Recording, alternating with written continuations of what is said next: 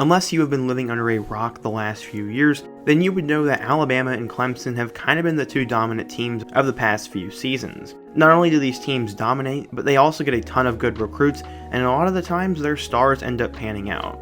If you look at quarterbacks over the last few years, of course there are guys like Joe Burrow and Zach Wilson who kind of came out of nowhere and had pretty big seasons. On the other hand, guys like Trevor Lawrence, Justin Fields, and most recently Spencer Rattler were all big names coming out of high school, and everyone knew they were eventually going to see success. Last year, Mac Jones blew up and was taken in the first round by the Patriots. Trevor Lawrence had a spectacular Clemson career and was taken number 1 overall by the Jaguars. What does that mean? There are open vacancies at the quarterback position, but they've already been filled, and the two guys who will be there are going to be stars very soon. Today, you're going to meet the future and see who is next up at the quarterback position for both Clemson and Alabama, and why these guys are the future of college football. So let's just get started.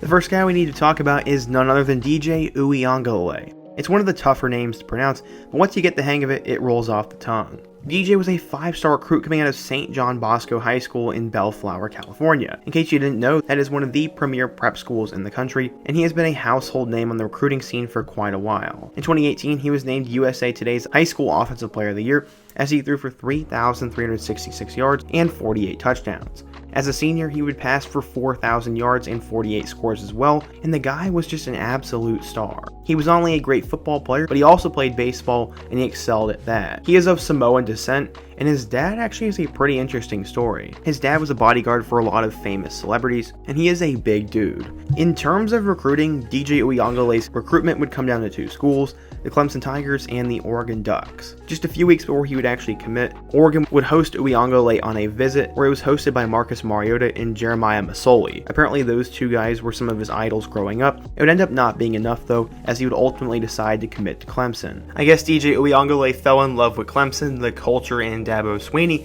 and he also wanted to help them get the best class in recruiting history. He said, quote, "This class coming in could be one of the best of all time. It's exciting to be a part of that, and we're not done yet.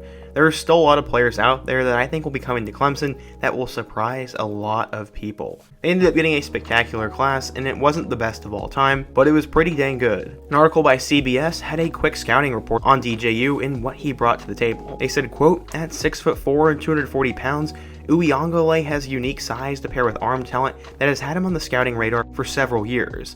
The California native, currently starring at John Bosco High School, received a 10 out of 10 grade for both arm strength and size, which has identified Uiagalelei as one of the best quarterback prospects ever." Barton Simmons from 24/7 Sports also was extremely high on him, as he said, quote, "It's all about pure physical traits for DJ. There is a really high floor, low bust potential for a guy that is as gifted from an arm and frame standpoint as DJ is. The production matches, the accuracy is there, and we have really seen his game evolve over the last year or two. So there's reason to believe he's just getting started." According to 24/7 Sports, DJU is a 5-star recruit, the number 1 pro-style player, and the 10th best prospect in the class of 2020. He was going to bring his talents to Clemson immediately and be the backup. He easily beat out Tyson Fomachon and would be the backup to Trevor Lawrence. So how would he do in his freshman year? Well, let's take a look. He'd play a little bit in their first 5 games, but he never threw for a single touchdown. He did have 2 touchdowns on the ground against the Citadel, but all of a sudden, going into their Halloween matchup with Boston College, things would be different. Trevor Lawrence had tested positive, and he would be forced to sit that game out. Making his first career start at home, Uiagalelei was immediately thrusted into a tough position. Boston College had put the Tigers on upset bid, and by the end of the first half, it looked like Clemson was in some big trouble. In the second half, DJ Uiagalelei would come out on fire, as he would have a really big game and help them win. Not only would he have a rushing touchdown on the ground, but he'd complete 30 of his 41 passes for 342 yards and 2 touchdowns, and they would beat Boston College 34-28. Trevor was not able to play against Notre Dame the following week, and DJ was forced to step it up. Notre Dame would score on the very first play, but the game would wound up going to double overtime. Unfortunately, he could not get the job done, but he had a spectacular performance in the process. He threw for 439 yards and had a total of 3 touchdowns. This is one of the best single-game passing performances in Clemson history, but it was not enough for them to win. From there, he'd go back to being backup, as Trevor would come back and lead them back to the ACC championship game and eventually the college football playoff. Going into 2021, the expectations are extremely high on DJ Uiagalelei, and he is expected to blossom into a superstar. Clemson's had some great quarterbacks over the last few seasons, and DJU is just the next one in line. If you're a Clemson fan, you've seen and read a ton about him, but for the most part, a lot of the college football world does not know everything about him yet, but they will very soon, and I'm excited to see what DJ Uyunglele can do this year and what he will eventually do in the NFL. After both Tua and Mac Jones took over for Alabama the last few years, the next guy in line is none other than Bryce Young. For a minute, people thought maybe Paul Tyson could push for the starting job, but former 5-star recruit Bryce Young was always going to be the next man up. Some even thought he could start as a freshman, but as we all know, Steve Sarkisian went with Mac Jones instead, and it would pay off with a national title ring and him getting the Texas job. We have to go back in time a little bit though and meet Bryce Young. Young was a big-time athlete coming out of the state of California and was always seen as a big-time quarterback. He originally went to Cathedral High School in Los Angeles before he would eventually transfer and make a football move. JT Daniels would reclassify, so Bryce Young now headed over to Mater Dei. Young went for over 3,500 yards and nearly 50 combined touchdowns as a sophomore and would lead his high school to a 10-2 record, and things would only get better once he got to Mater Dei. Before he would even get to Mater Dei though, he would make his collegiate decision. He originally committed to the USC Trojans under head coach Clay Helton, and that was a big deal for them. Would get a little bit murky though, as he would take a visit to Alabama, and ultimately he would change his mind as he committed to the Crimson Tide. One of his wide receivers even said this, quote, "I caught on to how he moves. It's almost instinctual.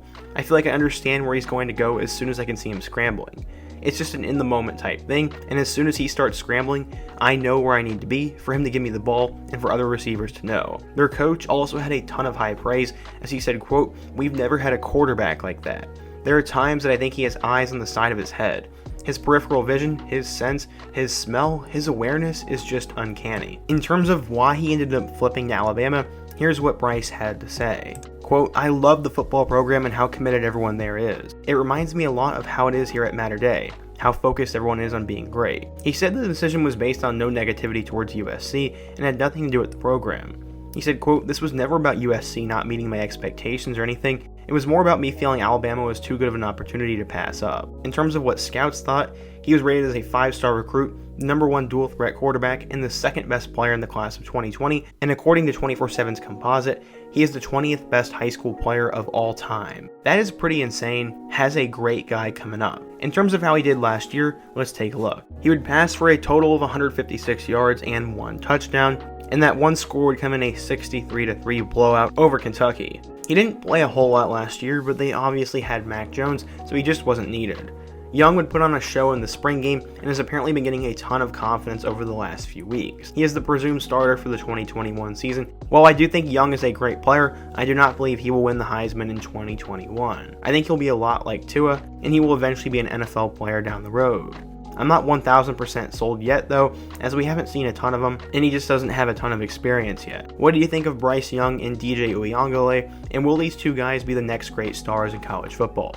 Bama and Clemson have been the blue bloods of the last few years, and I expect both of these schools to continue to be good, and they are just reloading at the most important position, the quarterback. I'm excited to watch how these guys develop, and to see just how much they develop over the next few seasons. Let me know what you guys think though, how you think they will do, and how both Bama and Clemson will do in 2021. Be sure to let me know your thoughts, what topic I could take a look at next, subscribe if you love college football content, hit that like button if you want to support today's video, and check out all my other videos on the end screen.